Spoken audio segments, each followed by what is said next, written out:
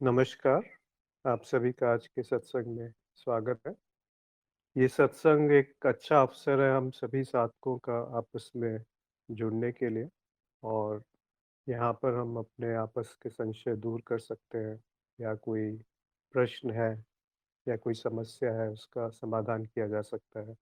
तो कुछ प्रश्न आए हैं मैंने यहाँ पोस्ट कर दिए हैं, कुछ प्रश्न ग्रुप में ही थे जिनका मैं संक्षेप में पहले उत्तर दिया हुआ है और कुछ प्रश्न सीधे आते हैं तो उनका भी यहाँ पर मैंने पेस्ट किया है। परंतु जो लोग सत्संग में आए हैं, यदि उनका कोई प्रश्न है या कोई उलझन है, तो आप लिखें तो उसको हम पहले ले लेंगे बिकॉज़ आज थोड़ा प्रश्न ज़्यादा है, थोड़ा मैं जल्दी करूँगा। परंतु जो सत्संग में लोग जुड़े हैं, अगर उनका कोई भी सुझाव है या कहीं पर असहमति है जो मैं कह रहा हूँ, तो अपना विचार अवश्य व्यक्त करें।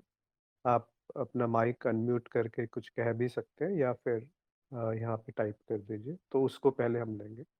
परंतु शुरुआत करते हैं कुछ प्रश्नों से जो पहले आए थे, जैसे कि कुणाल का है, क्या अनुभव में भी चेतना होती है और उस चेतना की वजह से अनुभवकर्ता, जो स्वयं चैतन्य है, उसको अनुभव हो सकता है? अब आप ये प्रश्न में थोड़ी-सी त्रुटि दिखती है मुझे क्योंकि आप चेतना और चैतन्य वहाँ पर थोड़ा-सा भेद नहीं कर पा रहे क्योंकि अनुभव में भी चेतना होती है। चेतना खुद एक अनुभव है क्योंकि चेतना को हमने चित्त वृत्ति कहा है। तो जब हमने चित्त वृत्ति कह दिया तो वो अनुभव है। देखिए ज्ञान मार्ग में अगर हम किसी गुरु के मार्गदर्शन में चल रहे हैं तो उनकी दी हुई परिभाषाओं में कोई भी परिवर्तन नहीं करना चाहिए, नहीं तो ज्ञान संचार नहीं होता है। उसका कारण ये है कि एक ही शब्द के अलग-अलग अर्थ होते हैं, अलग-अलग गुरु जो हैं वो एक ही शब्द का अलग-अलग प्रयोग करते हैं, अलग-अलग संदर्भ में प्रयोग किया जाता है। परंतु ज्ञान मार्ग में हम बुद्धि प्रधान मार्ग है, तो जो भी शब्द का प्रयोग किया गया है वो पहले परिभाषित किया गया है और उस परिभाषित शब्द को अगर हम उसी अर्थ में समझेंगे, तभी जो गुरु कह रहे हैं उसको समझ पाएँगे। नहीं तो गुरु कह रहे हैं आत्मन और आप समझ रहे हो कि कोई ऐसी चीज़ जो आती है और जाती है, मरने के बाद शरीर से निकल जाती है। तो फिर तो वो ज्ञान का अनर्थ हो गया, ऐसा तो कहीं नहीं कहा गया। तो आत्मन शब्द का अर्थ आपने पहले कहीं पढ़ा होगा या आपने कहीं कुछ समझा होगा, परंतु उसको वो नहीं लेना है, उसको जैसे यहाँ पे आत्मन को कहने के लिए, समझाने के लिए अनुभवकर्ता कह दिया गया। तो अनुभवकर्ता मतलब जिसको अनुभव हो रहे हैं, वो है आत्मन। आत्मन कोई ऐसी चीज़ नहीं है जो कि आती है और शरीर के साथ उत्पन्न होती है और शरीर के जाने के बाद समाप्त हो जाती है। इसी तरह चेतना है। चेतना का कई अर्थ निकलते हैं जो अलग-अलग लोग अलग-अलग तरीके से उसको समझते हैं। तो चेतना पे आज थोड़ा समय व्यतीत करते हैं क्योंकि बहुत सारे प्रश्न चेतना के संबंधित आते हैं और मैं देखता हूँ ज़्यादातर इसलिए आते हैं क्योंकि हमने चेतना की परिभाषा को समझा नहीं है। चेतन, अचेतन, जैसे हम समझते हैं कि कोई पत्थर है वो अचेतन है और एक जीव है वो चेतन है। यहाँ चेतना का अर्थ वैसा नहीं है। जैसे अंग्रेजी में कहते हैं conscious, super conscious, unconscious, semi conscious, वो भी चेतना का अर्थ नहीं है। इसीलिए उसको मिश्रण नहीं करना चाहिए। चेतना को परिभाषित स्पष्ट शब्दों में किया गया है कि अनुभवकर्ता का ज्ञान चेतना है या मैं क्या हूँ, इसको जान लेना वो चेतना है। मेरा स्वरूप क्या है, उसको समझ लेना वो चेतना है। तो ये बुद्धि की सबसे पुरस्कृत जब बुद्धि बहुत सूक्ष्म हो जाती है, तो वो है चेतना। जब आप क्योंकि एक पशु जो है वो समझ नहीं सकता कि मैं क्या हूँ। वो प्रकृति के नियमों से, प्रवृत्तियों में वैसे ही उलझा रहता है। तो बहुत सारे मनुष्य जो हैं वो पशु पशुओं की तरह व्यवहार करते हैं, पशुओं की तरह जीते हैं, जैसे कि केवल खाना और पीना और प्रजनन करना, सुख के पीछे भागना, अपना बचाव करना, ये सब तो पशु भी करता है, पर पशु की बुद्धि उतनी विकसित नहीं हुई है विकास क्रम में, तो वो समझ नहीं पाता कि चेतना क्या है। तो मनुष्य में ये एक संभावना उत्पन्न होती है पहली बार कि बुद्धि का प्रयोग करके वो चेतना तक पहुँच सकता है। यानी चेतना तक पहुँचना कुछ ऐसा नहीं है कि बहुत विचित्र बात होने वाली है। चेतना का अर्थ है कि मैं क्या हूँ? उस स्वरूप को पहचान लेना ही चेतना है। अब चैतन्य क्या है? चैतन्य जो साक्षी है उसको चैतन्य कहा गया है। तो चैतन्य अनुभव करता है वो भी कह सकते हैं। तो आपने पूछा है कि क्या अनुभव में भी चेतना होती है? तो चेतना स्वयं एक अनुभव है। जैसा हमने जाना कि ज्ञान है, एक तरीके का सबसे शुद्ध ज्ञान है कि मैं मेरा स्वरूप क्या है? वो चेतना है। तो चेतना अनुभव ही है, इसको बिल्कुल समझ लीजिए स्पष्टता से। चित्त वृत्ति है, परंतु उससे ज़्यादा शुद्ध कुछ और नहीं है। ये एक तरीके का एक आप समझिए कि चेतना का अर्थ है जब हम चेतना के प्रयोग करते हैं, पहले मूल ज्ञान लेना होता है, जब सारा ज्ञान आपका नष्ट हो गया। फिर दूसरी स्थिति में आते हैं जब चेतना जागृत हो जाती है कि मेरा स्वरूप क्या है। फिर तीसरा अध्याय आता है जब हम सत्यापन करते हैं। फिर एक तरीके से गुरुजी परीक्षा भी लेते हैं जो लोग कार्यक्रम में हैं। फिर हम प्रयोग करते हैं चेतना के। तो चेतना के प्रयोग पहले नहीं करेंगे, जब तक हमने समझा ही नहीं चेतना क्या है तो प्रयोग निरर्थक रहेंगे।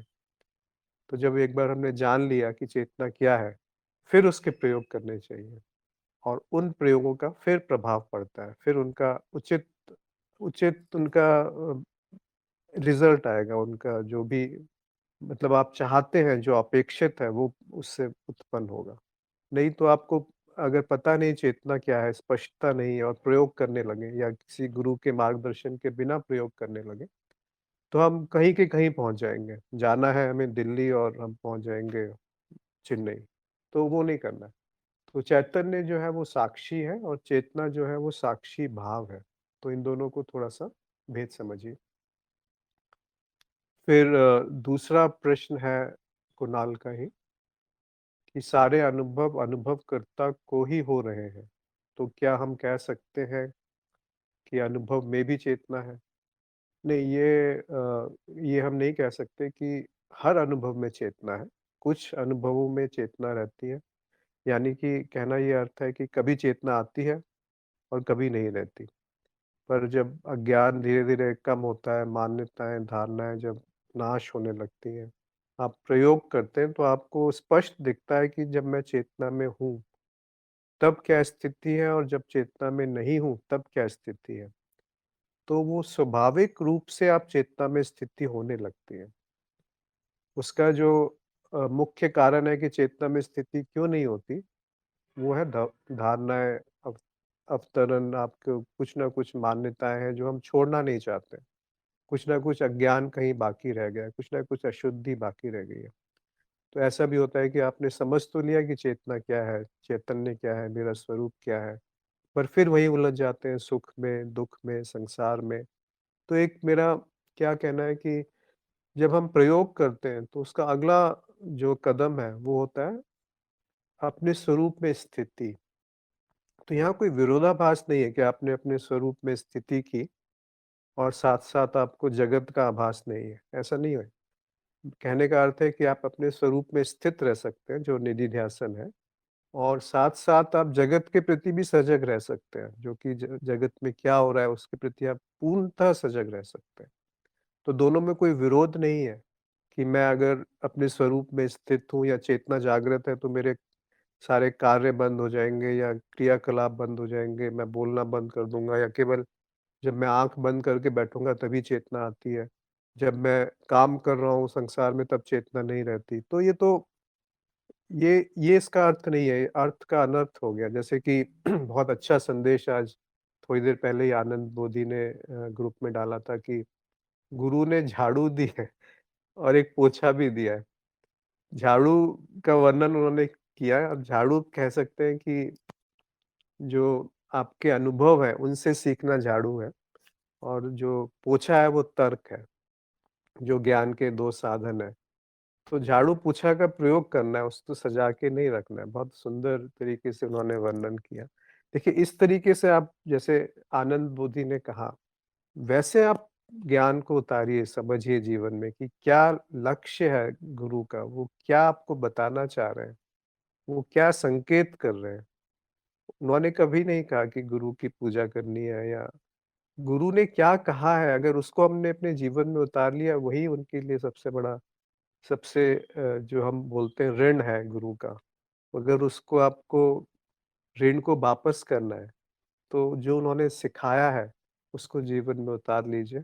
उसको देख लीजिए कि वो क्यों कह रहे हैं, उसके पीछे उद्देश्य क्या है। फिर अच्छी अच्छी प्रगति होती है। वैसे प्रगति कुछ किसी की नहीं होती, जिसकी प्रगति होती है वो मैं नहीं हूँ।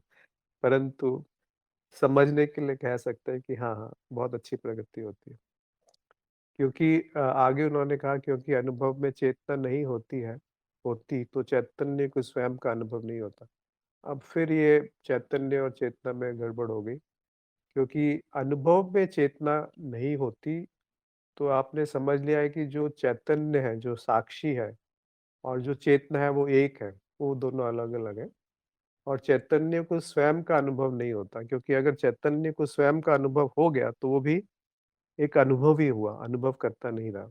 तो चैतन्य को हम अनुभवकर्ता कहते हैं, जो कि साक्षी है और साक्षी हुआ जा सकता है, उसका अनुभव नहीं किया जा सकता। ये बहुत बड़ा मुझे कहना चाहिए कि कई बार लोगों को उलझन रहती है कि साक्षी का कैसे अनुभव करें? क्या साक्षी स्वप्रकाशित है तो स्वयं का अनुभव क्यों नहीं करता? साक्षी स्वयं का अनुभव कोई एक विशेष अनुभव में नहीं कर सकता। साक्षी का अगर आप समझें तो हर अनुभव में साक्षी है, क्योंकि बिना साक्षी के अनुभव कैसे संभव है?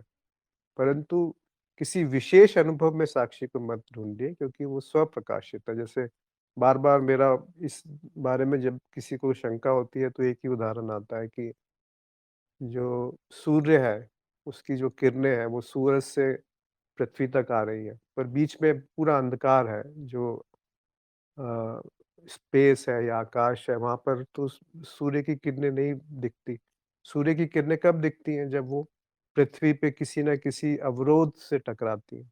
तो वैसे ही साक्षी है, जब साक्षी एक मिथ्या के रूप में स्वयं को जानता है। वैसे तो साक्षी और साक्ष्य या अनुभवकर्ता और अनुभव दोनों भिन्न नहीं है। ये द्वैत के स्तर पे हम इस तरीके से परिभाषित करते हैं कि हाँ, दोनों अलग-अलग हैं, क्योंकि बुद्धि अभी उस अद्वैत को ग्रहण नहीं कर पाती सीधे एक ही कदम में। तो 2 कदम में हम इसको लेके चलते हैं। फिर तीसरा प्रश्न है, अनुभवकर्ता और अनुभव एक ही है, तो क्या इसलिए अनुभवकर्ता स्वयं का दृष्टा होता है? अब जब हम अनुभवकर्ता और अनुभव को एक कहते हैं, तो वो अद्वैत का स्तर है। फिर वहाँ पर आप ये नहीं कह सकते कि अनुभव कहाँ है और दृष्टा कहाँ है, दृश्य कहाँ है और दृष्टा कहाँ है। और आपने लिखा है कि क्या इसलिए अनुभव का स्वयं यानी अनुभव, तो आपने फिर इसको मिश्रण कर दिया। तो यहाँ थोड़ा-सा भेद करना ज़रूरी है कि अनुभवकर्ता अनुभव कर रहा है और द्वैत के स्तर पे ये वाक्य सत्य है। अद्वैत के स्तर पे अनुभवकर्ता और अनुभव दोनों का विलय है और दोनों हैं। यानी कि आप अपने स्वरूप में स्थित हैं और ये जानते हुए कि ये पूरा मिथ्या है, आप उसमें ऐसे व्यवहार करते हैं कि ये सत्य है।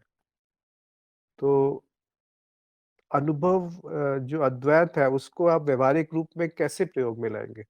कोई संभव ही नहीं है। अ, आनंद बोधि का एक कमेंट आया कि चेतना का अर्थ ये है कि ये ज्ञान रहे कि मैं अनुभव करता हूँ, यही मेरा मूल रूप है।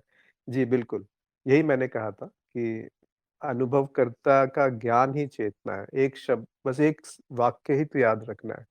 फिर जब भी कोई संशय हो तो इसको पकड़ लीजिए कि अनुभवकर्ता का ज्ञान चेतना है। तो उसमें सब कुछ आ जाएगा कि हाँ, एक चित्तवृत्ति है, आती है, जाती है, क्योंकि ज्ञान है। तो आएगा, जाएगा। परंतु जब ज़रूरत है तब आ जाए। अब चेतना बनाए रखने के लिए क्या प्रयास करना है? आप अभी अभी देखिए ना, अभी आप मेरे को सुन पा रहे हैं ना, तो इसका अर्थ है कि चैतन्य है और आप चैतन्य हैं, ये अगर थोड़ा-सा आभास आ गया तो चेतना है। तो चैतन्य का कभी अभाव नहीं संभव है, क्योंकि वो अगर अभाव हो गया तो अनुभव भी नहीं रहे। पर ऐसा कभी किसी ने देखा नहीं होगा कि अनुभव गायब हो गए या अनुभवकर्ता गायब हो गया। तो चैतन्य, साक्षी, आत्मन, अनुभवकर्ता ये एक ही है और अनुभव, मिथ्या, माया, जगत, शरीर, मन, बुद्धि, चित्त, नाद ये सब एक ही है। और इन दोनों को अगर हम वर्गीकरण करें ऊपर के स्तर पे तो एक को हम कहते हैं अनुभवकर्ता और एक को हम कहते हैं अनुभव। और ये है भी द्वैत का स्तर है, ये हम बहुत ऊपर आ गए। अब द्वैत के स्तर में भी हम छोड़ देते हैं कि नहीं ये भी गलत है। क्यों गलत है? क्योंकि केवल अद्वैत है, दोनों में कोई भिन्नता नहीं है। तो इस तरीके से समझेंगे तो चेतना और इसके बीच में जो भेद है, चेतना और चैतन्य के बीच में या अनुभव और अनुभवकर्ता के बीच में, उसमें कहीं उलझन कभी नहीं आएगी। फिर अगला प्रश्न है कुणाल का कि क्या अनुभवकर्ता को अनुभव इसलिए होते हैं क्योंकि सारे अनुभवों में चेतना होती है? अब देखिए कितना यहाँ पे भी वही संशय है। तो कुणाल से मेरा अनुरोध है कि जो मौलिक परिभाषाएँ हैं उनको मिश्रण नहीं करना चाहिए। तो अनुभवकर्ता को अनुभव किसी कारणवश नहीं होते। कोई कारण नहीं है, कारणहीनता है, समयहीनता है, देशहीनता है, ज्ञानहीनता है, सब नकारात्मक है, नहीं है, नहीं है, नहीं है। तो जो इनको नकार रहा है, वो मैं हूँ, वो आत्मन है, वो अनुभव करता है, वो चैतन्य है, वो चेतना नहीं है पर। फिर शिवम के कुछ प्रश्न थे। शिवम ने कहा है कि क्या चरम समाधि सुख को अनुभव करना ही जीवन का लक्ष्य है? नहीं, जीवन का लक्ष्य चरम समाधि को अनुभव करना नहीं है, क्योंकि समाधि का अर्थ है अनुभव क्रिया, जो कि अभी है, अद्वैत। अद्वैत को हम समाधि कहते हैं ज्ञान मार्ग पे, तो वो तो हमेशा है। हम केवल जिस जब समझ नहीं आता तो हम द्वैत देखते हैं। जब समझ आ जाता है बुद्धि की वो खुल गई ट्यूबलाइट, जिसको क्या बोलते हैं, आज्ञा चक्र जब खुल गया, तीसरी आँख खुल गई शिव जी की, तो सारा अज्ञान जो है वो भस्म हो जाता है। उसका अर्थ क्या है? उसका अर्थ केवल इतना है कि आप सब कुछ यानी सब कुछ को मिथ्या या अनुभव के रूप में देखते हैं। परंतु वो देखते बूझते हुए कि सब कुछ मिथ्या है, आप अद्वैत का भी दर्शन कर पाते हैं। वो है आज्ञा चक्र सक्रिय होना। आज्ञा का अर्थ है कि उसकी आज्ञा, अब चेतना को आज्ञा भी कहते हैं क्योंकि चेतना आज्ञा चक्र पे स्थिति है। उसका अर्थ ये होता है कि उसकी आज्ञा से सब कुछ होता है। वो एक पुलिस ऑफिसर की तरह से है चेतना, जो कि कुछ गलत करने से पहले आपको अंदेश अंदेश मिल जाता है कि हाँ भाई ये गलत होने वाला है। ये इससे मुझे बचना चाहिए। और या कई बार ऐसा होता है कि गलत हो गया, उसके बाद चेतना जागृत होती है कि ये तो उचित नहीं था। तब आप चेतना में जब आपको जागृत हो गई चेतना, उस समय उसको एक बार पुनः अपनी स्मृति में ले आइए, तो वो गायब हो जाएगा। पर ये कोई लाइसेंस नहीं है कि आप गलत करें और उसके बाद चेतना में आ जाएँ कि मैंने अब उसको साफ कर दिया। देखिए, ज्ञान को जो संकेत है उसको पकड़ना चाहिए, जो उसका तत्व है उसको पकड़ना चाहिए। ऐसा नहीं कि एक शब्द के पीछे पड़ गए कि आपने तो वो ये कहा था वहाँ पे इस वो किस संदर्भ ने गुरु ने किसको क्या कहा था, उसको अगर आप पकड़ के उसका अर्थ कुछ निकालेंगे तो फिर कुछ सीख नहीं मिली ना, फिर बुद्धि का कहाँ उपयोग है। इसीलिए कहते हैं कि शास्त्रों से, किताबों से पढ़ कर के ज्ञान नहीं होता, असंभव ही है एक तरीके से। शायद ही कोई विलक्षण होगा जिसने पढ़ कर के ज्ञान प्राप्त किया है। तो ज्ञान कैसे होता है? ज्ञान होता है जब गुरु की कृपा होती है। अब आप बोलेंगे गुरु की कृपा कैसे मिलेगी? गुरु की कृपा मिलेगी, हमेशा है ना गुरु की कृपा, तो ऐसा नहीं है कि एक को ज़्यादा पसंद है तो उस पे ज़्यादा कृपा है और एक को वो नापसंद करते हैं तो इसलिए उस पे कृपा नहीं है। तो फिर कैसे मिलेगी गुरु की कृपा?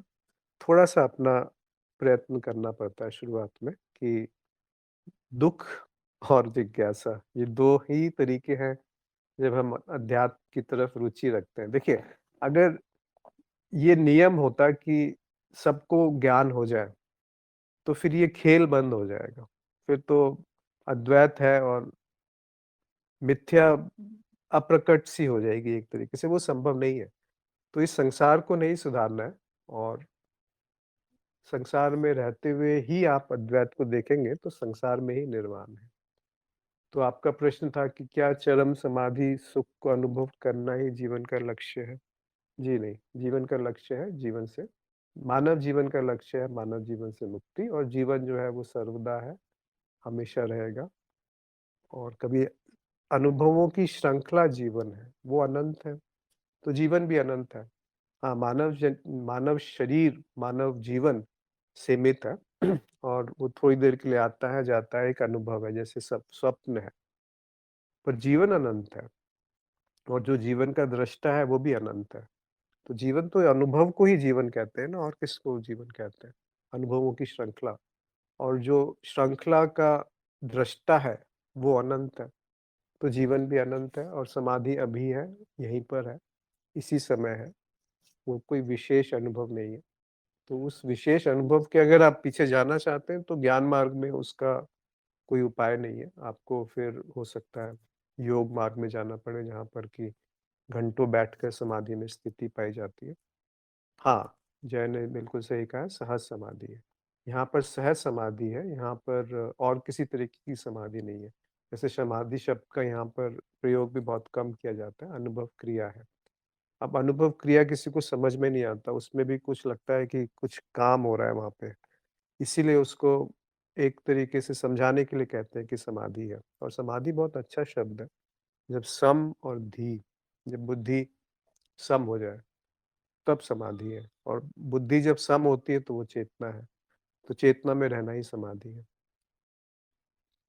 ज्ञान मार्ग की दृष्टि से। अगर आप योग मार्ग में हैं तो समाधि की बहुत भिन्न स्थितियाँ और अलग-अलग तरह की बताई जाएँगी, पर हमें अभी उसमें नहीं जाना है। अगला प्रश्न है शिवम का कि साक्षी की स्वाभाविक अवस्था साक्षी भाव है या समाधि में रहना है? देखिए, साक्षी की कोई अवस्था नहीं है।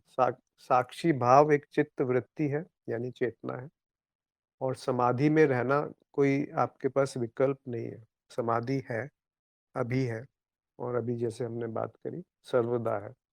समाधि ही है, अनुभव क्रिया ही है।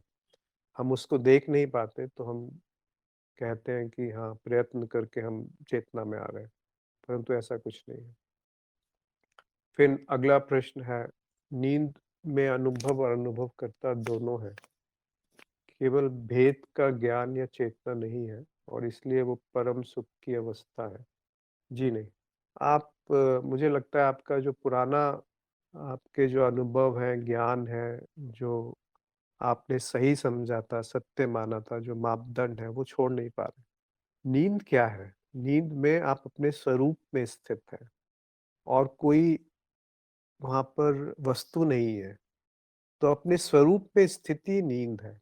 नींद का अर्थ होता है कि सुषुप्ति यानी कि एक है जागृत, फिर स्वप्न, फिर सुषुप्ति। जब आप स्वप्न में भी नहीं हैं, तो उसको नींद कहते हैं। तकनीकी शब्द है नींद। तो उस नींद की अवस्था में केवल अनुभव करता है और वो शांति और आनंद में विलीन है। कोई वस्तु नहीं है। शांति और आनंद कोई वस्तु नहीं है, इसीलिए वहाँ पे कुछ अनुभव नहीं होते या अनुभवों की स्मृति नहीं होती। परंतु नींद में से कोई आपको उठा दे, तो आपको क्यों बुरा लगता है? क्योंकि वहाँ कुछ तो था ना। वो क्या था? केवल शांति और आनंद था। और जब आप सुबह उठते हैं नींद के बाद, तब भी आप कहते हैं कि बहुत अच्छी निद्रा आई, बहुत अच्छी नींद आई। कौन कैसे कह सकते हैं आप? क्योंकि वहाँ कुछ था, पर वो जो था वो वस्तु नहीं थी। क्यों वस्तु नहीं थी? क्योंकि वो आपका अपना स्वरूप था, परंतु वहाँ चेतना भी नहीं थी। तो अगर चेतना आप जागृत अवस्था में लाएँ और वही चेतना धीरे-धीरे गहरी होती जाती है और स्वप्न में आ जाए और वहाँ से रिश्ते हुए अगर वो निद्रा में आ जाए या नींद में आ जाए, तो उसी को हम कह सकते हैं कि तुरीय अवस्था हो गई, जो कि हमेशा चेतना जागृत। तो उसके लिए प्रयत्न करना नहीं चाहिए, केवल अज्ञान का नाश होना आवश्यक है, फिर प्रयोग कीजिए। और प्रयोग करके सिद्ध कीजिए। ये मत मानिए कि किसी ने कह दिया तो ये सही है। खुद प्रयोग कीजिए और खुद उस अवस्था में पहुँचिए। पर सबके लिए स्पष्ट करने के लिए मैं बता दूँ कि मेरी कोई ऐसी अवस्था नहीं है। मेरा चेतना अभी नींद में जागृत नहीं हुई है। कभी-कभी अनुभव स्वप्न में होता है चेतना का, परंतु नींद में चेतना मेरी जागृत नहीं है। परंतु इसका अर्थ ये नहीं है कि वो संभव नहीं है। जो गुरुजी ने कहा है, तो उस पे विश्वास है। अब बोले कि ये तो श्रद्धा का मामला हो गया, नहीं श्रद्धा नहीं, प्रयोग किए जा सकते हैं। और जो उन्होंने बातें कही हैं, अगर हम उन प्रयोगों को अपने जीवन में उतारें, तो वो सही सिद्ध हो रही हैं। तो ये भी धीरे-धीरे सही सिद्ध हो जाएगी, इसमें मेरे को कोई संशय नहीं है। अगर किसी को संशय है, तो उसको गलत सिद्ध करने के लिए प्रयोग करें। फिर आगे कहा था कि जहाँ परम सुख है, वहाँ कोई भेद या चेतना नहीं है। क्या ये सही है? परम सुख अगर हम सुख जैसे शब्द प्रयोग करते हैं, वो द्वैत का स्तर है। तो जब अद्वैत के स्तर पे आते हैं, तो वहाँ सुख, दुःख, परम और निचली अवस्था कुछ नहीं होती है, वहाँ केवल एक अवस्था है, वो है अनुभव क्रिया की। और वो अनुभव क्रिया की अवस्था चेतना के कारण आती है। और चेतना के बाद ब्रह्म ज्ञान को हम अनुभव क्रिया की इसमें स्थिति कह सकते हैं। तो चेतना के बाद कुछ करना नहीं होता। ये शायद हम कई बार पहले भी बात कर ही चुके हैं इस बारे में, कि चेतना के बाद केवल समर्पण, संकल्प और कृपा और एक ग्रहण मुद्रा, यही 4 चीज़ें हैं जो आपको आत्मज्ञान से ब्रह्म ज्ञान की तरफ लेके जा सकती हैं। मैं दोबारा से बोलता हूँ, संकल्प, ग्रहण मुद्रा, समर्पण और गुरु कृपा।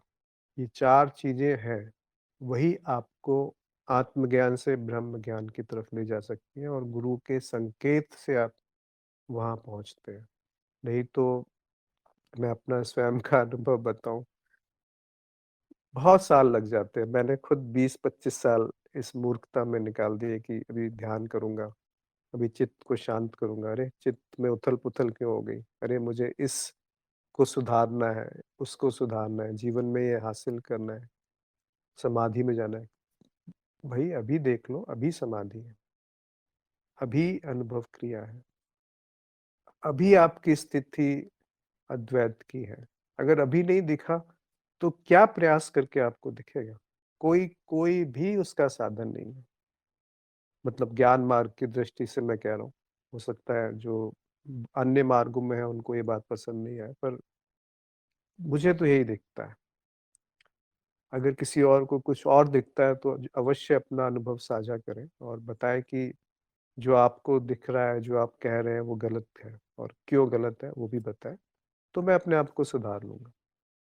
परंतु जो मुझे दिख रहा है, मैं उसी का बयान आपको कर रहा हूँ कि मैंने अपना 20-25 साल बहुत अलग-अलग मार्गों पे ध्यान करते हुए, क्रिया करते हुए, कर्ता भाव में, भोक्ता भाव में, इच्छाओं को पूरा करने के लिए, कुछ विशेष अनुभव को प्राप्त करने में व्यर्थ किए।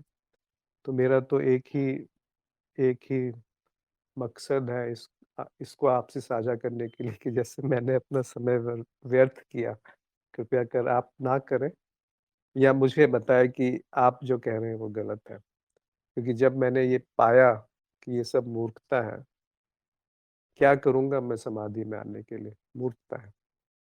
तो समझ में आया कि भई मैं पहले से ही मुक्त हूँ, मैं पहले से ही स्वतंत्र हूँ, मैं पहले से ही आनंद में हूँ, मेरा स्वरूप तृप्त है, तो उसके लिए कुछ करना नहीं है मुझे, केवल जो इकट्ठा किया हुआ है उसको छोड़ना है।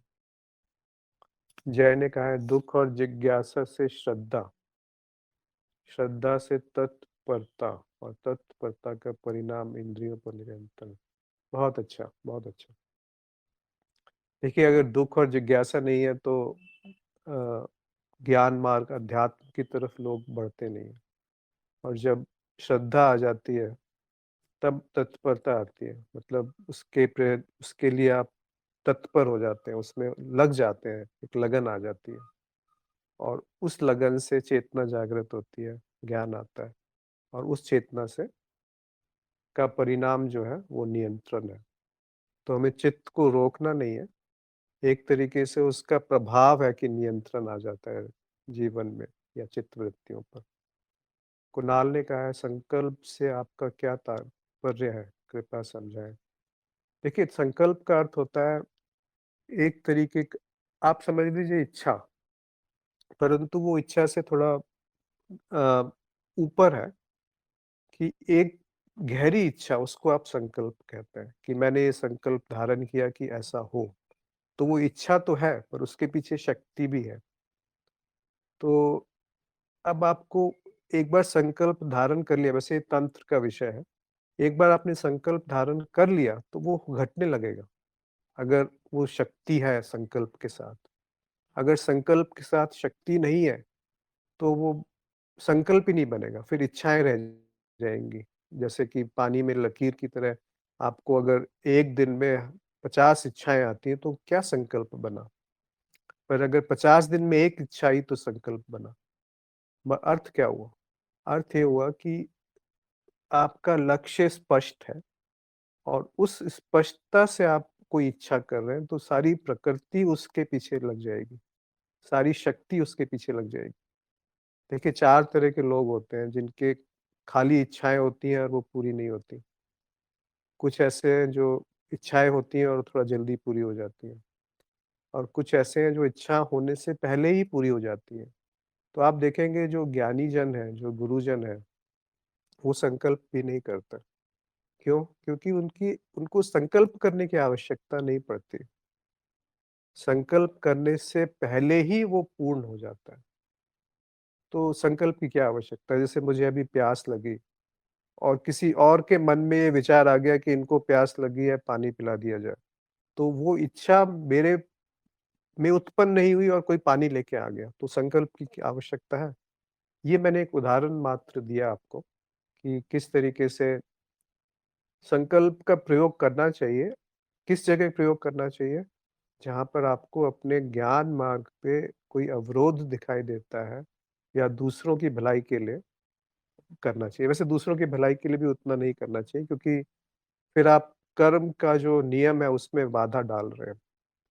तो मेरा जो अपना मत है वो ये है कि संकल्प का प्रयोग केवल एक ही उद्देश्य के लिए करना चाहिए कि जो अवरोध है, जो अज्ञान है, उसका नाश हो। अगर उसके लिए आपने संकल्प धारण किया कि मुझे गुरु मिल जाए, मुझे गुरु का मार्गदर्शन मिल जाए, जो मुझे अवरोध आ रहे हैं जीवन में, वो हटें। इसके लिए अगर आप संकल्प धारण करेंगे या ज्ञान प्रसार है, इस तरह के जो बड़े मतलब मौलिक हैं ज़रूरतें, उनके लिए अगर आप संकल्प धारण करेंगे, तो अच्छा है। ये नहीं कि मुझे गाड़ी मिल जाए, मुझे पदोन्नति मिल जाए, मेरे शरीर से रोग दूर हो जाएँ। ये क्यों दूर करना चाहते हैं आप? इसका अर्थ ये नहीं कि आप रोगों में रहें। मेरा कहने का अर्थ है कि रोग भी तो एक कारणवश उत्पन्न हुए ना, कर्म का प्रभाव है। तो आप देखेंगे मेरा खुद का अनुभव है कि जब आप ज्ञान मार्ग में या अपने स्वरूप में स्थिति होती है तो रोग दूर हो जाते हैं। पर रोग दूर करना उद्देश्य नहीं है ज्ञान मार्ग का या किसी भी आध्यात्मिक मार्ग का। अगर कोई बोलता है कि योग मार्ग या किसी और मार्ग में रोगों को दूर करना उद्देश्य है, तो बहुत छोटी ओछी-सी चीज़ पकड़ के बैठा हुआ है। क्यों आप दूर करना चाहते हैं रोग को? हो सकता है उस एक रोग की वजह से आपको दोबारा जन्म लेना पड़े अगर आपने उसे ज़बरदस्ती दूर कर दिया। कहीं न कहीं तो उसका प्रभाव आएगा ना। कौन ज़िम्मेदार है उस रोग के लिए अगर वो आपके जीवन में या आपके शरीर में प्रकट है? कोई मुझे बताना चाहेगा? यहाँ पे जो लोग हैं जुड़े हुए, कोई ये बताएगा कि कौन ज़िम्मेदार है अगर आपके जीवन में रोग उत्पन्न है? अभी आपके जीवन में बहुत परेशानियाँ हैं, बहुत कठिनाइयाँ हैं, उसका ज़िम्मेदार कौन है? कुणाल ने कहा है हम खुद, जय ने कहा है स्वयं, विमलेश ने कहा है स्वयं।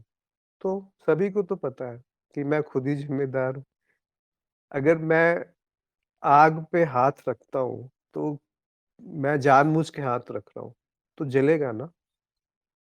तो अगर आग पे हाथ रख रहा हूँ और जानते-बूझते हाथ रख रहा हूँ कि ये आग है और इस पे मैं हाथ रखूँगा, तो जलन भी मुझे ही महसूस करनी पड़ेगी। तो आपके जीवन में जैसी भी परिस्थितियाँ हैं, उसके लिए आप स्वयं ज़िम्मेदार हैं। चाहे वो अच्छी हैं या बुरी हैं। ये सुनने में बहुत कड़वा लगता है, क्योंकि हमें लगता है कि मैं कैसे ज़िम्मेदार हो गया मेरे जीवन की परिस्थिति के लिए। वो तो सामने वाला व्यक्ति ज़िम्मेदार है, जो मुझसे गलत काम करवा रहा है, जो मुझे प्रताड़ित कर रहा है, मुझे दुःख दे रहा है। बट ऐसा नहीं है। इसको थोड़ा-सा आप मनन कीजिए तो समझ जाएँगे कि ऐसा क्यों नहीं है। हम क्या करते हैं कि कुछ अच्छा है तो अपने लिए ले लेते हैं कि हाँ, ये मैंने किया, ये मेरे द्वारा कृत्य है। और अगर कुछ बुरा है, तो हम कहते हैं कि नहीं, ये तो किसी और के कारण है। मेरे कारण कैसे हो सकता है? मैं तो सबसे ज़्यादा दूध का धुला हुआ तो मैं ही हूँ। तो थोड़ा मनन कीजिए, ऐसा नहीं है, सभी दूध के धुले हुए हैं। फिर कुणाल ने कहा है मनुष्य अपने भाग्य का निर्माता खुद होता है, बिल्कुल। वैसे तो मनुष्य ही एक तरीके से मिथ्या है, तो भाग्य जो है वो दोहरी मिथ्या हो गई और निर्माण करना तिहरी तीसरी मिथ्या हो गई। परंतु हाँ, ये कहने के लिए कहा जाता है कि आप अपने आप सुख-दुःख के खुद ही ज़िम्मेदार हैं या भाग्य के खुद निर्माता हैं। परंतु एक चीज़ समझिए कि कोई कारण नहीं है सृष्टि का, कोई भाग्य नहीं है, कोई मनुष्य नहीं है और कोई निर्माता नहीं है, बस है। वही अद्वैत है कि अनुभव है और अनुभव करता है। उसमें कारण-प्रभाव ढूँढना भी उचित नहीं है। परंतु हाँ, जब हम शुरू करते हैं अध्यात्म में या ज्ञान मार्ग में, तो हम समझाने के लिए कहते हैं कि हाँ, आप ही स्वयं ज़िम्मेदार हैं अपने दुखों के लिए। परंतु कौन है वो जो ज़िम्मेदार है? ढूँढ के निकालिए। कोई बता सकता है कौन है जो ज़िम्मेदार है? अभी हमने इससे पिछले प्रश्न में ही पूछा कि सबने जवाब दिया कि मैं स्वयं ज़िम्मेदार हूँ। कोई बताना चाहेगा कि ये स्वयं कौन है जो ज़िम्मेदार है? कौन है जो ज़िम्मेदार है? कहाँ से आ गया वो? उसको कोई बयान करे। अब देखिए कोई नहीं, हल्दर ने कहा कोई नहीं है। देखिए बिल्कुल सही कहा है। अब कुणाल ने कहा है अहम, वो भी सही है कि जो अगर अहम का अर्थ क्या होता है कि जो बदल रहा है, उसके साथ आप जुड़ गए कि ये बदलती हुई वस्तु मैं हूँ, चाहे वो स्थूल हो या सूक्ष्म। तो हम कहते हैं कि वो अहम है। तो अहम ही ज़िम्मेदार है और अहम का कारण क्या है? अज्ञान। अज्ञान क्या? कि मैं मेरा स्वरूप क्या है? मेरा स्वरूप क्या है? मेरा स्वरूप अस्तित्व है, मेरा स्वरूप अनुभव क्रिया है, मेरा स्वरूप आनंद है, मेरा स्वरूप चैतन्य है, मेरा स्वरूप साक्षी है, मेरा स्वरूप दृष्टा है, मेरा स्वरूप वो है जो बदलता नहीं। तो मैं उससे तादात्म्य करने के बजाय मैं किसी बदलती हुई वस्तु के साथ तादात्म्य कर लेता हूँ। तादात्म्य का अर्थ होता है अटैचमेंट, मतलब उसको मैं मान लिया। तो वो एकीकरण कर लेता हूँ कि मैं ही यहाँ हूँ, उसी को हम कहते हैं। और अहम जो है वो मिथ्या है, कहीं मिलेगा नहीं अहम, क्योंकि बदल गया तो फिर वो बदल गया, फिर आप कैसे हुए वो? और आपने कैसे जाना कि वो बदल गया? तो आप तो उससे भिन्न हुए ना। तो कोई नहीं है, वो ज़्यादा स्पष्ट उत्तर है और उसको अगर आप अ, शब्दों में बयान करें तो अहम भी उसका एक कारण है, पर अहम एक मिथ्या है। फिर अंजलि ने कहा विश्व चित्त है। देखिए विश्व चित्त जो है वो गुरु क्षेत्र समझ लीजिए और विश्व चित्त समझ लीजिए, वो एक तरीके से समूह है, एक तरीके से जहाँ पे सारा ज्ञान संग्रहित है, जहाँ पर सब कुछ तो विश्व चित्त है, जो भी अनुभव में आ रहा है वो क्या है? विश्व चित्त ही तो है। पर विश्व चित्त में और आपके चित्त में क्या भेद है? कोई बताएगा? क्या भेद है विश्व चित्त में और जो एक व्यक्ति का चित्त होता है उसमें क्या भेद है? हम कहते हैं विश्व चित्त को अगर आप समानता समझी जाए तो कहते हैं ईश्वर विश्व चित्त है। परंतु भेद क्या है ईश्वर में और तुम में? आनंद बोधि ने कहा कुछ नहीं। देखिए मैं पंडितों के बीच में बैठा हूँ, मुझे चुप हो जाना चाहिए क्योंकि सबको सब कुछ पता है। कुछ भेद नहीं है, सारी सीमाएँ काल्पनिक है। हल्दर ने कहा कोई भेद नहीं है। देखिए आप सभी पंडित हैं, जो भी ये उत्तर दे पा रहा है कि कोई भेद नहीं है, जो भी ये कह पा रहा है कि हम स्वयं दुखों के मतलब कारण हैं और ये देख पा रहा है कि कोई नहीं है जिसको दुःख हो रहा है, कोई नहीं है जहाँ कोई सीमा है, विश्व चित्त में और इस चित्त में। देखिए इसको समझिए जैसे सागर है और उस सागर को आप उसी सागर से एक कटोरी पानी लेकर के आप बाहर आ गए। तो उस सागर के पानी में और उस कटोरी के पानी में क्या भेद है? वैसा ही है, विश्व चित्त में और स्मृति में कोई भेद नहीं है। उपाधि का भेद है कि कटोरी के अंदर वो सीमित है और वो प्राकृतिक रूप से बहुत बड़े जगह फैला हुआ है, इसीलिए वो विश्वचित्त है। और जो कटोरी के अंदर है वो एक तरीके से है तो वही, दोनों ही तो पानी है, दोनों ही तो शून्य है, दोनों ही तो चैतन्य है, दोनों ही शांत है और दोनों ही आनंद है। चलिए आगे चलते हैं। जय ने लिखा है जो अनुभव में से मिल जाता है। मैं संदर्भ समझ नहीं पाया। स्वप्न कितना भी कष्टकारी हो या कितना भी सुंदर है तो वो है सपना। जी, जीवन भी ऐसा ही है कि चाहे उसमें कष्ट आ रहे हों या चाहे उसमें सुख हो।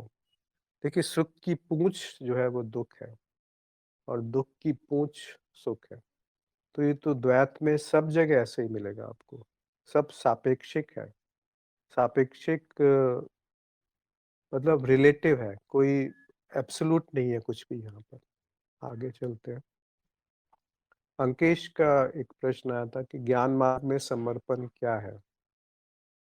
देखिए ज्ञान मार्ग बुद्धि प्रधान मार्ग है कि आप बुद्धि का प्रयोग करके जानिए कि सही क्या है, गलत क्या है और चेतना जागृत होती है।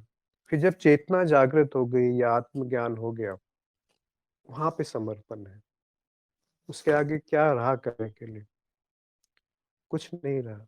तो बुद्धि जो है वो समर्पित हो जाती है। तो शुरुआत बुद्धि से होती है ज्ञान मार्ग की और अंत समर्पण से होता है। तो आप कहेंगे कि ये तो ज्ञान मार्ग नहीं है, ज्ञान मार्ग में क्यों समर्पण? देखिए आवश्यक है, क्योंकि बुद्धि सब कुछ नहीं जान सकती। तो समर्पण तो शुरू से ही करना पड़ता है क्योंकि जब आप जानते हैं, जब शुरुआत करते हैं ज्ञान मार्ग की, तब आपको गुरु के प्रति कुछ तो समर्पण होना चाहिए ना, नहीं तो आप कैसे उसका हाथ पकड़ेंगे? तो कहते हैं हम कि बुद्धि से शुरुआत करो और समर्पण में अंत करो, परंतु समर्पण नहीं करें तो श्रद्धा ही कह लीजिए, श्रद्धा होनी चाहिए और बाद में वो श्रद्धा समर्पण में बदल जाती है। फिर देखते हैं कि सब निरर्थक है, अर्थहीन है, पर इसका अर्थ ये नहीं कि कुछ जीवन का लक्ष्य नहीं रहा। लक्ष्यहीन भी है, अर्थहीन भी है, पर अर्थ भी है और लक्ष्य भी है। तो एक तरीके से आप कर्ता और भोक्ता दोनों से ऊपर उठ जाते हैं, तो वो समर्पण है। किसको समर्पण है? आगे शायद उन्होंने वो प्रश्न पूछा ही है। चलिए उनके प्रश्न पे ही आते हैं। क्या ज्ञानी के लिए समर्पण संभव है? ज्ञानी के लिए ही समर्पण संभव है। अज्ञानी कैसे समर्पण करेगा? आप वो समर्पण मत समझिए कि कोई डाकू है और उसको अब कोई चारा नहीं बचा तो उसने हथियार रख दिए लाके पुलिस के सामने कि मैं समर्पण करता हूँ। वो तो डर है, समर्पण थोड़ी है। तो अज्ञानी डर के वश कारण समर्पण करता है और ज्ञानी जानता है कि और कोई बचा नहीं और कुछ मेरे पास समर्पण के सिवा। कुछ और विकल्प है ही नहीं समर्पण के सिवा, इसीलिए वो समर्पण करता है। अंजलि ने कहा है एक चारकोल कोयला मतलब खुद को नहीं जला सकता, गुरु रूपी चिंगारी ज़रूरी है। बहुत सुंदर। देखिए ईंधन उपलब्ध है, परंतु उसको जलाने के लिए एक चिंगारी की आवश्यकता होती है और केवल एक चिंगारी की आवश्यकता होती है। उसी चिंगारी को हम संकेत कहते हैं गुरु का। तो गुरु के प्रति श्रद्धा आवश्यक है। तो सारे मार्ग इसलिए मिल जाते हैं, श्रद्धा, समर्पण ये सब भक्ति मार्ग के शब्द हैं, परंतु ज्ञान मार्ग पे इनका बहुत महत्व है। फिर अंकेश ने आगे पूछा ज्ञानी के लिए तो सब अद्वैत है, सब पूर्ण है, शून्य है, कोई भेद नहीं, तो समर्पण किसके प्रति होगा? समर्पण अपने स्वरूप के प्रति होगा कि मैं क्या हूँ। अगर जिसने ये जान लिया वही तो ज्ञानी है। तो वो किसके प्रति समर्पण करेगा? क्या गुरु के प्रति समर्पण करेगा? किसको समर्पित रहेगा? क्योंकि गुरु में और उसमें तो कोई भेद ही नहीं रहेगा। तो समर्पण अपने स्वरूप के प्रति होता है कि मैं ही हूँ और मैं ही सब कुछ हूँ, सब कुछ मुझ में है। तो ये ब्रह्म ज्ञान की स्थिति है जो शायद कई जगह लिखा हुआ है। गीता में, अष्टावक्र गीता में, अवधूत गीता में, कई जगह ये शब्द आए हैं कि सब कुछ मुझ में है और मैं ही सब में हूँ। ये लगते हैं विरोधात्मक, परंतु विरोधात्मक है नहीं, है एक। फिर धैर्य के कुछ प्रश्न आए थे। मुझे हमेशा से लगता है कि मैं कभी नहीं बदलती, पर कोई विश्वास नहीं करता। आपको बिल्कुल सही लगता है। बहस भी की सबसे, पर एक बात मुझे स्पष्ट नहीं हो पा रही कि मैं कौन हूँ? मैं हूँ कहाँ सर? देखिए, बहस करने की कोई आवश्यकता नहीं है, आपको सही लग रहा है। आप आप किसी स्थान पर नहीं हैं, आप कभी बदलती नहीं हैं, तो आप सही हैं। फिर आपने कहा कि मैं ये नहीं समझ पा रही कि मैं हूँ कहाँ? सारा स्थान आप में है और आप स्थान में नहीं है, इसलिए आपको इस प्रश्न का उत्तर नहीं मिल पा रहा कि मैं कहाँ हूँ। फिर अगला प्रश्न है कि बाहर भी अनुभव ही है और अंदर भी तो अनुभव ही है। अनुभवकर्ता सर्वव्यापी है, पर मैं सर्वव्यापी हूँ इसमें संदेह है, ऐसा क्यों है? क्योंकि अभी आपका ज्ञान स्थित नहीं हुआ है। निधि ध्यासन में जब आप आएँगे, तो आपको खुद की सर्वव्यापकता का अनुभव हो जाएगा। अब ये वाक्य थोड़ा-सा ढंग से समझिए कि कैसे अनुभव हो जाएगा सर्वव्यापकता का? क्योंकि हर अनुभव में ही मैं हूँ, हर अनुभव में अनुभव करता है और अगर आप अस्तित्व को देखेंगे तो वहाँ पर उसका भी तत्व अनुभव करता ही है, एक तरीके से आप पकड़ सकते हैं। तो हर अनुभव में अनुभव करता है, इसलिए सर्वव्यापकता है। फिर आपने आगे पूछा कि क्या इसका कारण मेरा अहम है, जिसने मुझे सीमित कर दिया? जी हाँ, अहम अगर आ गया, अहम का अर्थ होता है कि मैं किसी बदलती हुई वस्तु को मैं समझ लूँ और अपने स्वरूप को छोड़ दूँ कि मैं मेरा जो स्वरूप है उसको मैं भूल करके किसी और के साथ अपना तादात्म्य कर लूँ, तो वो है अहम। तो अहम जो है वो हमेशा सीमित होता है और अहम एक कारण है अज्ञानता अज्ञान अहम ही अज्ञान है एक तरीके से। फिर अगला प्रश्न है कि अनुभव परिवर्तनशील है, इसमें कोई संदेह नहीं। समय के साथ सब कुछ बदल जाता है, पर सब कुछ झूठा है, ये मुझे नहीं लगता। आज तो है, कल नहीं रहेगा, पर आज है। आज के लिए उसको कैसे छोड़ दें? देखिए, आज वही बात कही कि आप अपने स्वरूप में स्थित रह कर के वैसे ही व्यवहार कीजिए, जैसे ये सब कुछ सत्य है। तो इसमें विरोध नहीं है कि आप अपने स्वरूप में स्थित हो गए, तो केवल आँख बंद करके ही अपने स्वरूप में स्थित रह सकते हैं। नहीं, नहीं। हर कर्म में, हर क्षण में, हर विचार में, हर क्रिया में उसका एक अभिव्यक्ति हो सकती है अपने स्वरूप की, तो ये विरोध नहीं रहेगा। उसको गुरुजी ने कहा है अ, मतलब सम्मिलित कर देना समावेशी ध्यान और एक है अनन्य ध्यान। तो अनन्य ध्यान शुरुआत में आवश्यक होता है, परंतु समावेशी ध्यान बाद के लिए होता है जब आपकी चेतना हर क्षण, हर जगह, हर अनुभव में स्पष्ट हो जाती है, चमकने लगती है। फिर अगला प्रश्न है कि जो स्वाद मिलता है, उस पर भी प्रयोग उस पर भी प्रयोग कर बदला जा सकता है। जैसे फल भी मीठा है और कुछ फल ऐसे हैं जिसको खाने से मिर्ची तक मीठी लगती है। इस आधार पर ये कहा जा सकता है कि सब कुछ प्रतीति मात्र है, पर ये व्यावहारिक रूप से कितना सही है? देखिए सारे अनुभव सापेक्षिक हैं, इसीलिए सब कुछ प्रतीति है और आपने बिल्कुल सही उदाहरण दिया जैसे कि एक गर्म पानी में हाथ डालेंगे और उसी को साधारण पानी में डालेंगे तो वो पानी ठंडा लगेगा और एक ठंडे पानी में हाथ डालेंगे और बीच वाले साधारण तापमान के पानी में हाथ डालेंगे तो वो गर्म लगेगा। तो ये सारे अनुभव सापेक्षिक हैं, प्रतीति हैं, बदल रहे हैं, असत्य हैं, है ही नहीं। एक कल मेरी मुनि के साथ बात हो रही थी तो बहुत अच्छा विचार आया कि अगर एक व्यक्ति पैदा हुआ और उसकी केवल एक इंद्रिय काम कर रही है, थोड़ा-सा इसमें ध्यान दीजिए जो कह रहा हूँ, कि वो केवल देख सकता है और कोई इंद्रिय उसकी है ही नहीं। मान लीजिए एक ऐसा मानव है या एक पशु है या एक जीव है जो केवल देख सकता है और बाकी चारों इंद्रियाँ उसकी नहीं है। और दूसरा एक जीव है जो केवल सुन सकता है और बाकी चारों इंद्रियाँ उसकी नहीं है। और एक तीसरा जीव है जो केवल स्पर्श कर सकता है पर उसकी कोई और इंद्रिय काम नहीं कर रही। अब इन तीनों को किसी वजह से आप एक टमाटर दिखा दीजिए, तो तीनों कभी किसी निष्कर्ष पे आएँगे कि टमाटर क्या है? कोई बता पाएगा कि क्या निष्कर्ष निकलेगा तीनों का आपस में? थोड़ा अपना मनन करके सोच के बताइए। मैं दोबारा से बोलता हूँ। एक व्यक्ति है जिसकी केवल बचपन से केवल दृष्टि काम करती है, देखने की इंद्रिय काम कर रही है। एक ऐसा बच्चा पैदा हुआ है जो केवल स्पर्श कर सकता है। एक बच्चा ऐसा है जो केवल सूंघ सकता है। तो ये अगर आपस में मिले और टमाटर उनके सामने रख दिया जाए 10 साल बाद या 20 साल बाद, तो कोई एक निष्कर्ष पे आ जाएँगे कि ये क्या है टमाटर? सब आपस में लड़ाई करेंगे अगर संवाद करें किसी तरीके से वो।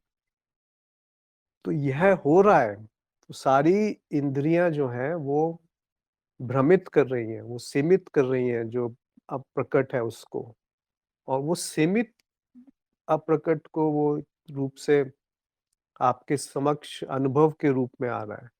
पर अनुभवों की कोई सीमा नहीं है, इंद्रियों की कोई सीमा नहीं है। इसीलिए हम इन तीनों की जो है, चाहे आप दृष्टि कहें या स्पर्श कहें या सूँघना कहें या इन सारी इंद्रियों में सामंजस्य कौन उत्पन्न कर रहा है? कौन है वो? वही मैं हूँ। वही मैं हूँ जो कहीं नहीं बदलता, जो कभी नहीं बदलता और जो इन सब प्रतीतियों को देख कर के भी उसमें उलझता नहीं है, वो मैं हूँ। तो आपने कहा सामंजस्य कैसे स्थापित होगा? तो सामंजस्य ऐसे ही स्थापित होगा कि आप अपने स्वरूप में स्थापित हो जाएँ। फिर आगे कहा है कि अगर कहें कि सारी दुनिया लीला मात्र है, तो गलत नहीं, क्या मैं सही हूँ? हाँ, बिल्कुल सही है, लीला ही तो है, खेल ही तो चल रहा है। आप पूछ क्यों रही हैं? इसका अर्थ है कि आप अभी तक उस पे स्पष्ट नहीं है, स्थिति नहीं है, विश्वास नहीं है, सुना है कि सब कुछ लीला है, पर देखा नहीं है, जाना नहीं है, क्यों लीला कहा गया है? केवल ये कहना बहुत नहीं है ना कि सब कुछ लीला है। तो कोई पूछेगा आपसे कोई नया व्यक्ति कि क्या लीला है? तुम्हारे लिए लीला है ना, तो अभी अपना हाथ दे दो आग में, देखते हैं कि कितनी लीला है। तो उसको फिर समझा नहीं पाएँगे आप। अगर आप खुद उस रूप में स्थित नहीं है कि क्यों लीला कहा गया है। और ये जो केवल ज्ञान मार्ग में ये संभव है कि आप अपने आपको अपने स्वरूप में स्थित करके हर प्रश्न का उत्तर दे सकते हैं। एक बार मूल ज्ञान हो गया और सीधा संपर्क आप कीजिए ना, तो सारे प्रश्नों के उत्तर मिलेंगे। फिर ज्योति के कुछ प्रश्न थे।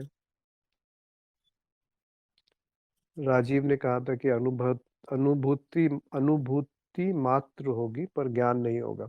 जी, जी, जी, बहुत सुंदर। देखिए ज्ञान क्या होता है, 2 अनुभवों के बीच में संबंध जोड़ना ज्ञान होता है। तो जो केवल देख पा रहा है और बाकी इंद्रियाँ काम नहीं हो रही, तो उसका ज्ञान केवल जो देखने के बीच में संबंध है उसी में जुड़ेगा। परंतु जो देख भी पा रहा है, सुन भी पा रहा है, उसका ज्ञान सुनने और देखने की इंद्रियों के बीच में जुड़ेगा। इसी तरीके से इंद्रियाँ आप बढ़ाते जाएँ, तो जो 5 इंद्रियाँ मानव को मिलती हैं, तो उसका ज्ञान बहुत ज़्यादा होता है। पर वो भी बहुत छोटा है, एक समुद्र में एक बूँद के माफ़िक है, उतना ही ज्ञान होता है एक मनुष्य को। क्योंकि असीमित है, इंद्रियाँ असीमित है, अप्रकट असीमित है, जो प्रकट है वो बहुत सूक्ष्म है। जय ने कहा है कि अनुभवकर्ता को कोई भी अनुभव सीधे नहीं होते हैं, किसी के कारण होते हैं, किसी इंद्रियों के कारण होते हैं। यही भ्रम उत्पन्न हो जाता है कि अनुभवकर्ता तो मात्र है। देखिए, यहाँ पे भी थोड़ा समझिए कि आप कह रहे हैं वो सही है कि अनुभव इंद्रियों के माध्यम से प्रकट होते हैं अनुभवकर्ता को, पर इंद्रियाँ खुद एक अनुभव है। तो जो पहले मैंने कहा वो गलत है। जो खुद एक अनुभव है, वो कैसे माध्यम बन सकता है? यानी कि इंद्रियों का फिर अनुभव किस माध्यम से होता है? कोई बता पाएगा इस प्रश्न का उत्तर? कि जो जगत का अनुभव इंद्रियों के माध्यम से होता है, तो इंद्रियों का अनुभव किस माध्यम से होता है? मन से। मन से कैसे होगा? इंद्रियों का अनुभव कैसे होता है? मन से चलिए मन का अनुभव कैसे होता है? किस माध्यम से मन का अनुभव होता है? हल्दर आप बताना चाहेंगे कि मन से चित्त से चलिए चित्त का अनुभव किस माध्यम से होता है? देखिए, कोई अंत नहीं मिलेगा इसका। हल्दर आप बताइए कि चित्त का अनुभव किस माध्यम से होता है? विमलेश ने कहा है नाद रचनाओं के परिवर्तन से। जी नहीं, नहीं, नहीं, वो तो बिल्कुल सही नहीं है क्योंकि नाद रचना एक परिकल्पना मात्र है। अनुभव क्या है वो समझने के लिए। मीरा ने कहा अज्ञेय है, इंद्रियों से अनुभव होते हैं, इंद्रियों का अनुभव नहीं होता। नहीं, नहीं, मीरा जी यहाँ पे आपकी थोड़ी समझ में इंद्रियाँ भी एक अनुभव है क्योंकि बदल रही हैं। अनुभव का क्या अर्थ होता है? जो बदल जाए वो अनुभव है। तो इंद्रियों के माध्यम से अनुभव होते हैं, हम समझने के लिए कहते हैं, पर इंद्रियाँ जब स्वयं अनुभव है, तो उसका अनुभव आनंद मोदी ने कहा है कि कोई माध्यम नहीं है, बिल्कुल सही कहा आपने, कोई माध्यम नहीं है, उसी को अपरोक्ष अनुभव कहते हैं। मैं हूँ, इसके लिए कौन-सी इंद्रिय चाहिए? नहीं होता, राजीव ने कहा, नहीं होता है, मैं हूँ, ये तो है ना। फिर जय ने कहा आशय था कि किसी माध्यम की आवश्यकता नहीं है, वह तो मात्र है। माध्यम में उलझनों से भ्रम होता है। देखिए, हम शुरू में अलग-अलग लोगों को समझाने के लिए अलग-अलग शब्दों का, अलग-अलग वाक्यों का प्रयोग करते हैं, पर उसकी गहराई में आप उतर के देखिए, तभी ये मनन आवश्यक है। सुन के नहीं मान लेना कि गुरु ने कह दिया तो सत्य है। वो गुरु का सत्य है। क्यों सत्य है गुरु का? क्योंकि उन्होंने बहुत मनन किया है। उन्होंने अपना जीवन उसी में व्यतीत किया है और उसके बाद वो उस निष्कर्ष पे आए हैं, तो उनको उस निष्कर्ष पे आने के सारे तोड़ पता है, सारे दृष्टिकोण से उन्होंने उसको जाँचा है। फिर वो एक वाक्य निकला है कि व्यक्ति मिथ्या है। अब किसी को कह दो कि व्यक्ति मिथ्या है, व्यक्ति से मुक्ति मुक्ति है, मुक्ति किसी व्यक्ति की नहीं होती, तो कुछ समझ नहीं पाएगा क्या कह दिया इन्होंने। पर उसके पीछे बहुत, बहुत गहरा आशय है कि व्यक्ति मिथ्या है, अहम मिथ्या है, क्यों मिथ्या है, मिथ्या की परिभाषा क्या है, क्या लक्ष्य है। तो किसी एक वाक्य को पकड़ के नहीं बैठना चाहिए, चाहे वो गुरु ने ही क्यों नहीं कहा हो क्योंकि अलग-अलग साधकों को समझाने के लिए अलग-अलग संदर्भ में, अलग-अलग परिस्थितियों में एक ही गुरु एक ही प्रश्न का अलग-अलग उत्तर भी दे सकता है। तो आप जैसे हमने कहा कि 5 इंद्रियाँ हैं, उनसे आप निष्कर्ष निकालते हैं, उसको ज्ञान कहते हैं। तो उसको भी और सूक्ष्म कीजिए ना कि बुद्धि का प्रयोग कीजिए, चेतना जागृत कीजिए, फिर चेतना का प्रयोग कीजिए और अपने स्वरूप में स्थित हो जाइए। यही अंतिम लक्ष्य है जीवन का। हल्दर ने कहा चित्त का अनुभव होता है प्रति मात्र है। जी, प्रश्न वो नहीं था, प्रश्न था कि चित्त का अनुभव किस माध्यम से होता है? प्रतीति मात्र है, बिल्कुल सही। मुझे लगता है 8 बज गए हैं। आज मेरे पास वैसे तो समय है, तो अगर आप लोग चाहते हैं तो मैं थोड़ा आगे भी कर सकता हूँ, इसको बढ़ा सकते हैं इसको और अगर आप लोगों के पास समय का अभाव है तो हम यहाँ पे रुक सकते हैं।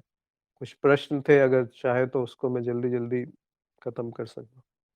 चलिए जो लोग जो आज थोड़ा क्योंकि समय है मेरे पास आज छुट्टी थी तो थोड़ा समय बढ़ा देते हैं, कुछ प्रश्न हैं उनको भी ले लेते हैं। और जिनको मतलब समय का अभाव है वो हट भी सकते हैं, बाद में रिकॉर्डिंग इसमें सुन लें।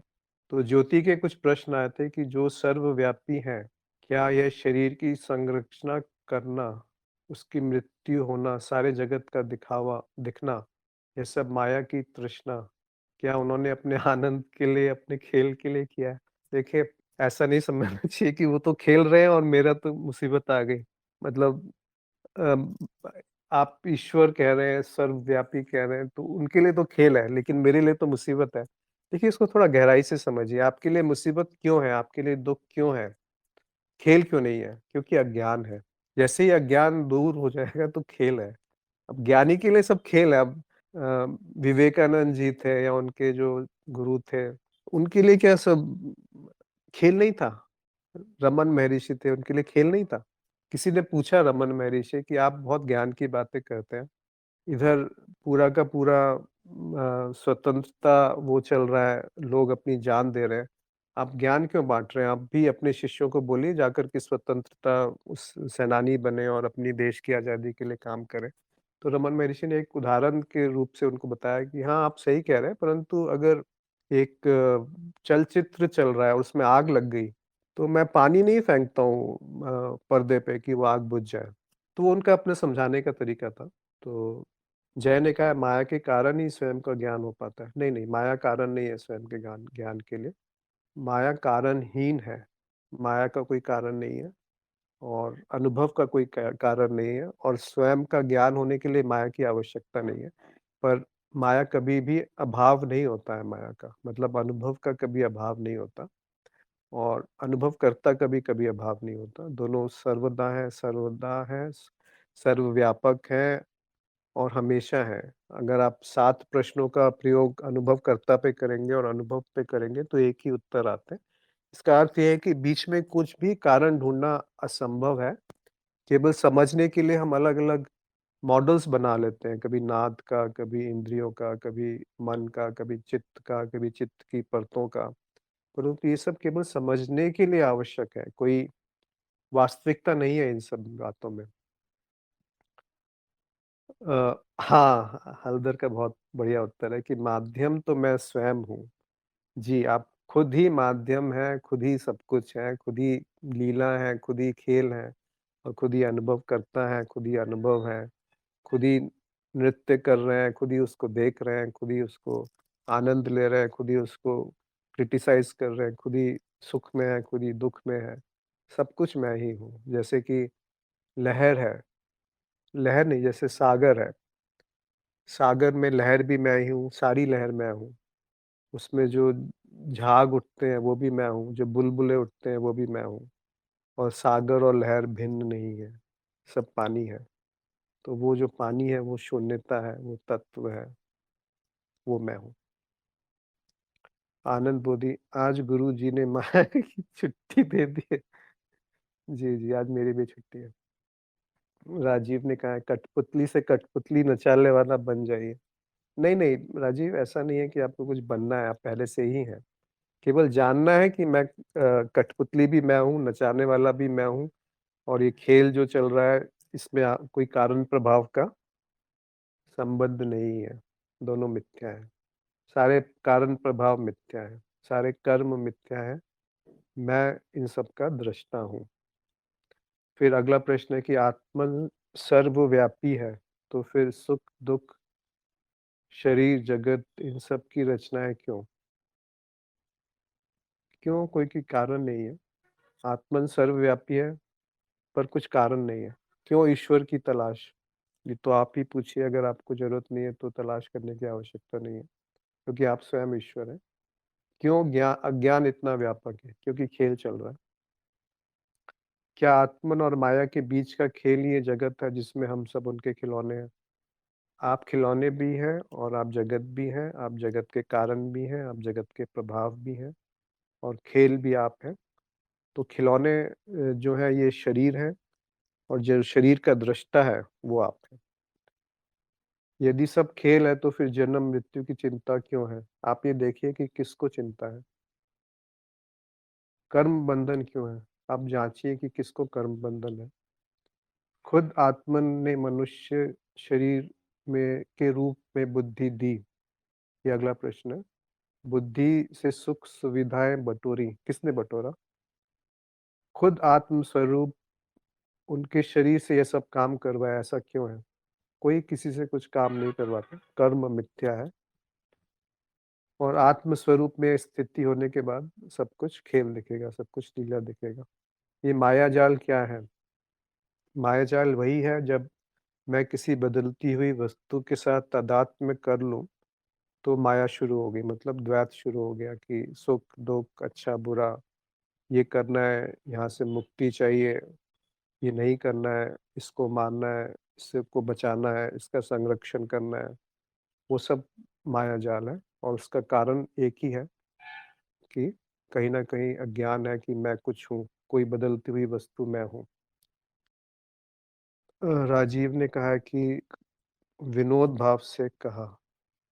कठपुतली से कठपुतली नचाने वाला बन जाइए। हाँ, हाँ, ठीक है, बिल्कुल सही। विनोद भाव से कहा तो बिल्कुल सही है क्योंकि पूरा का पूरा खेल है, लीला है, आनंद है, विनोद है, तृप्ति है, मस्ती है।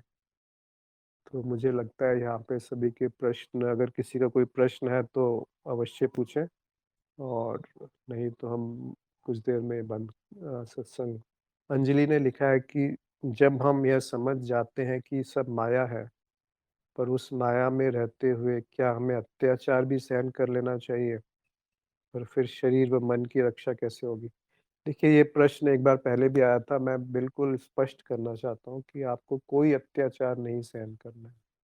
कोई भी ज्ञानी पायदान नहीं है, इसको मैं बहुत बार बोल चुका हूँ और गुरुजी ने भी कहा है कि कोई भी आए और आपके ऊपर पाँव पूछ के चले जाए, क्योंकि मैं तो बदलता नहीं हूँ, मैं तो सब ज्ञानी हूँ, तो कोई भी मुझे कुछ भी करके चले जाए और मैं केवल उसको साक्षी भाव से देखता रहूँगा। नहीं, नहीं, साक्षी भाव से आपको जो करना है कीजिए, जो करना है कीजिए, और संरक्षक अगर आपको कोई गन लेके आया है और आपको मारने वाला है, तो क्या आप बोलेंगे मैं तो साक्षी हूँ, मेरी तो मृत्यु नहीं होती, ठीक है आओ मारो? वो तो नहीं कहेंगे ना। आप उसको, आपके पास गन है तो अपनी गन निकाल के उसको मार दीजिए, नहीं तो वो आपको मार देगा। तो कहने का अर्थ ये है कि शरीर और मन की रक्षा करनी चाहिए। उसको भी आप अ, मतलब वो हिंसा में नहीं आता, अहिंसा है वो। अगर आप शरीर की रक्षा के लिए कुछ कर्म करते हैं तो वो अहिंसा है।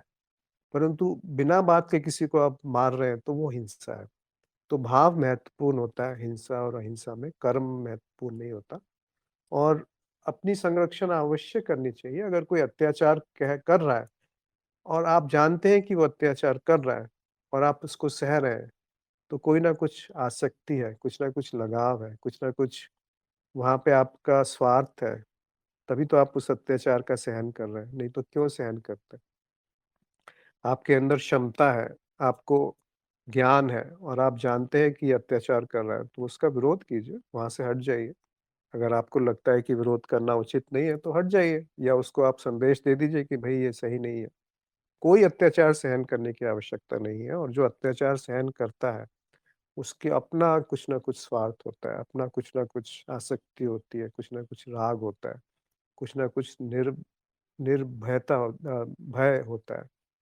निर्भयता नहीं होती, निर्भरता होती है कुछ न कुछ, स्वतंत्रता नहीं होती, इसीलिए अत्याचार सहन करते हैं ना, या सामर्थ्य नहीं होता। जैसे कि मेरे अंदर इतनी काबिलियत नहीं है कि मैं एक अगर कोई मुझे कार्य से निकाल दे तो दूसरा कार्य मुझे मिलेगा कि नहीं मिलेगा मुझे पता नहीं। तो मेरा फिर उम, अत्याचार सहूँगा ना मैं बॉस का, क्योंकि मुझे सामर्थ्य नहीं है। मेरी मेरी गरज है कि मुझे वो काम करना है। मुझे अपने ऊपर आत्मविश्वास नहीं है कि ये, पहले तो उसको मना करो कि क्यों आप मुझ पे अत्याचार कर रहे हो, ये सही नहीं है। मुझे this is no means no, आप कहते हैं ना आजकल क्या चलता है, मी टू वाला चल रहा है। तो नो मीन्स नो, नहीं मतलब नहीं, ये अत्याचार है, मैं नहीं सहूँगा, बात खत्म। क्यों सहते हैं? क्योंकि मुझे कुछ चाहिए वहाँ से, मुझे कुछ मिल रहा है, कुछ आस है कि कुछ मिल जाएगा, कुछ सुख मिल जाएगा। तो जब वो आस है, जब वो अज्ञानता है, जब वो निर्भरता है, तो अत्याचार सह लीजिए। अगर आप सह नहीं सकते तो बंद कर दीजिए। पर अंत में आप जानिए कि आपके ऊपर कोई अत्याचार नहीं कर सकता। आप मुक्त हैं, आप स्वतंत्र हैं, आप आनंद हैं, आप शांत हैं, आप स्वयं अस्तित्व हैं। कहाँ पर है अस्तित्व? कोई बताएगा कहाँ पर है अस्तित्व? कोई इस प्रश्न का उत्तर देना चाहेगा कि अस्तित्व कहाँ है? पांडुरंग ने कहा नॉन लोकल। राजीव ने कहा यहाँ, चंचल ने कहा यहीं है, अभी है, अभी है। देखिए, सही है, सारे उत्तर सही है, बहुत पूर्ण उत्तर है। सब कुछ अस्तित्व में है, जी। तो सब ये जानते हैं तो सब कुछ आप में है, आप किसी में नहीं हो। पहले ये समझिए, फिर आप देखेंगे कि मैं ही सब में हूँ।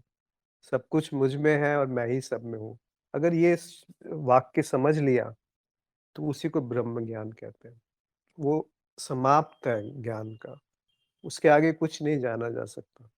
सर्वभूतेषु च आत्मनि, सर्वात्मनि च, ऐसे कुछ है, मतलब कि सब भूत मतलब जो पंचकोश हैं, जो बदल रहे हैं, जो तत्व हैं, जिनसे ये मिथ्या बनी है, उस सब में मैं हूँ और वो सब मुझ में है।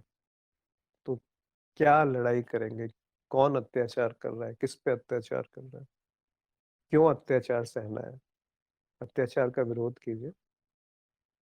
फिर आगे है एक और जय ने कुछ लिखा है कि अनुभवकर्ता के प्रकाश में अनुभवों को देखना ही चेतना है।